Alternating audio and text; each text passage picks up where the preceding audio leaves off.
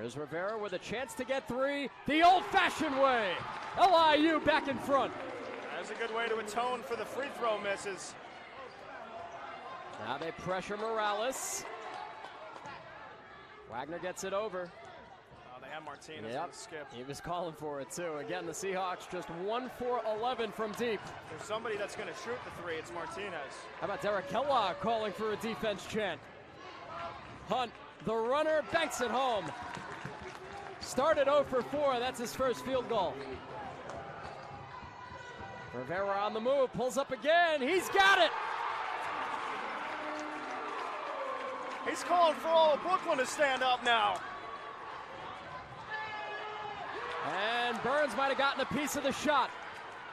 Talk about missing 3 free throws to motivate you. Number 3 for Rivera. Oh, wow. A man possessed with 9 points. He's hit 3 triples in front of his bench. And the Seahawks have to call a timeout as LIU goes up 5. Many fans standing in Brooklyn. I'd foul right now. Nothing yet. Here it is, Rodgers. You knew it was coming. Both teams have 1 timeout left. Right back for Wood. 5 to play. Here's Ty. For the lead! 3 seconds left! Seahawks looking to send it to OT. Here's Ford. Gets it off in time. We're going to overtime! We're not done yet! Morales runs into Flowers. Hop step. Nasty. Morales has had it most of the overtime. The fall away. He is a bad man. On the handoff, Martinez spots up, and he is rejected heartily by Penn. And you're all Penn saying, go somewhere else with that. Again, from the back. He's all over. Get him the ball. Wood to the baseline. Wood swings. Rivera with a foul. 3 free throws for Alex Rivera. Ford has it stolen away, and now the Sharks look to break out. 3-on-2. Davis flies in and gets the roll. Kendall Davis gives the Sharks the lead. 1 more coming at the line. The Seahawks are coming off a 31-point destruction of Fairleigh Dickinson on Monday. A game in which they led by 16 at the break. And right away, there's Flowers with a 3 and a look at the Seahawks bench. Look out, didn't take long, 10 seconds. Here we go, better strap in. Flowers, his 2nd Player of the Week award on Monday, the 4th of his career. The loudest this building has been in 2 years. What this game's going to come down to tonight, Greg, ultimately is how Wagner defends LIU. We're going to see a combination of man and zone. I expect a lot of man from one of the best defenses in the country. Ashton Miller rejected. And he gets it back. 2 to shoot. Morales. Yes, sir. And already the 2 heavyweights connect. And just like their DNA all year and under Bashir Mason, toughness, broken plays, they don't mind it. Penn puts one up. He's got a 3. Errol Penn just 3 for 25 from deep in his last 6. Yeah, he has not been shooting it well, Greg. We talked about it in the last home game, but he's streaky, and that confidence is never going to waver. Speaking of confident, there's Morales, and it's juggled around, and Davis eventually steals it. Kendall Davis led the Sharks with 19 points in Monday's win.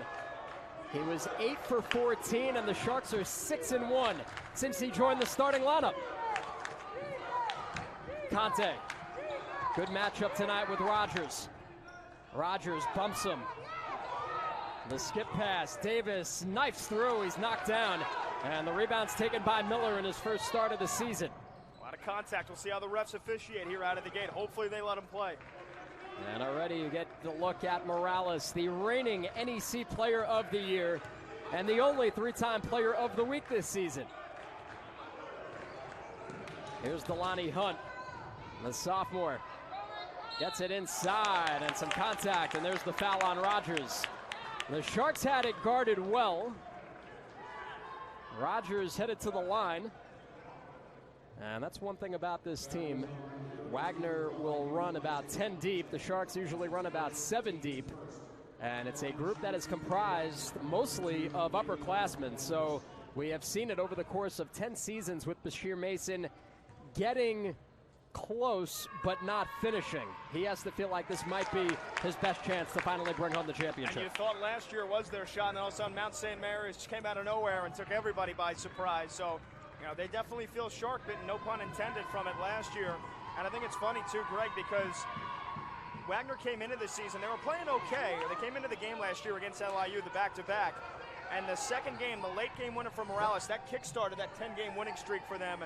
Now they're coming in one of the hottest teams in all the country in mid-major. We'll see now if LIU can stop that streak. And that also felt like the first torpedo for LIU. Not only did it jumpstart the Seahawks and the rest of their season, but it felt like the beginning of the end for LIU as they give a very soft foul in the backcourt. And now a game of tic-tac-toe and another soft one on the floor. The first one was given to Hunt in the backcourt, and then they get him for the hands. And just like that, he's off with 2 personals. You see, I shouldn't have spoken because now we get a couple of whistles here, 3 of them in the last minute and a half. The Sharks got a little bit of that in the overtime win against St. Francis. Flowers and Penn played most of the later stages of that game with 3 and 4 fouls each. Conte needs to get back. And he goes to Penn, hoping that tonight this is the breakout game for Erod Penn. Just 8 points and 8 rebounds in the win on Monday. And the first substitution, it's Javier Esquerra taking over for Hunt at the point. And Esquerra traveled. He had a man open up top. Miller was wide open. But the freshman Esquerra gives it away. Product of San Juan, Puerto Rico, went to high school at IMG Academy in Florida. They were the #1 team in the country at one point last season. And his coach there, current Wagner assistant Bobby Jordan, who's on the bench with Bashir. And a man here so far for Wagner. It's important to stop the dribble drive penetration from Wood. Penn off with the 3. Davis chases it down. And Penn's going to try it again. This time it's around and out. And Penn's now missed on his last few shots. That was a good look, though. That one was in and out. That's a tough miss there. Here's Morales dishing it off. And another bump on Rogers, who's back to the line for 2. So already the offense, as we expected, starting with Morales, but a lot of touches down low for Rogers. We know that the Seahawks can bang around. We know that they can score in the paint, something that the Sharks match up well with. Yeah, and then the thing is, too, LIU, one of the best three-point shooting teams in the conference. Wagner, one of the best three-point defending teams, not only in the conference, in the country. Top 30 in that category. So Wagner knows they've got to get their buckets down low, because if LIU is shooting well from outside, that kind of completely neutralizes their game plan on defense. I mean, just look at the last 2 games for Wagner. On Monday, they outscored the Knights 62-26 in the paint. Destruction. And then last Saturday, a 5-point win against the Terriers. It was 60-30. A game in which they did not make a single 3-pointer, and usually it's the play-by-play guy that jinxes it, but Pat Boyle is guilty of a couple of fouls himself. Once he mentioned the whistles, we have now seen 5 in the opening 3:10. That's a new rule. Can't speak about fouls until we're at least into the first media timeout. It's like Fight Club. On the inside, Conte uses the glass. It's up in the air, and Rogers gives it away. Flowers takes it back and resets. Great resistance there down low, not the second time. And there's the mismatch as Martinez gets beat in his first shift for Wagner. Yeah, the 2 battles down low. Erod Penn against Elijah Ford, and then Isaac Conte against Rogers. Oh my goodness, Ford dips and ducks and takes a spill. Now the Sharks break out. Here's Davis rising up. Yes, sir! The stroke is pure for Kendall Davis.